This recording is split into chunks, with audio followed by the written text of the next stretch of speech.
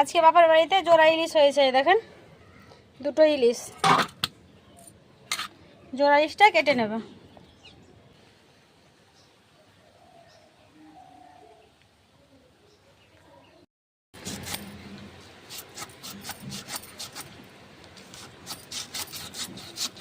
মাছগুলো পিস করে কেটে নেবে। এই দেখেন কতগুলো কাটা হয়ে গেছে, একটা মাছ কেটে নিয়েছে। আজকে মাছ কাটছে আমার বোন, আমি হয়েছি ক্যামেরাম্যান।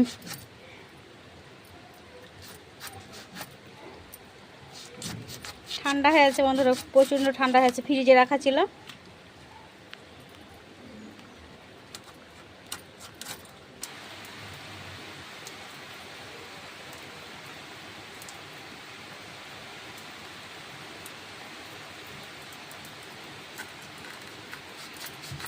দেখেন মাছগুলো আমার কতগুলো হয়েছে, আমাদের মাছগুলো একবারে এক থালা ভর্তি হয়ে গেছে। পুরো রেসিপি দেখার জন্য ধন্যবাদ।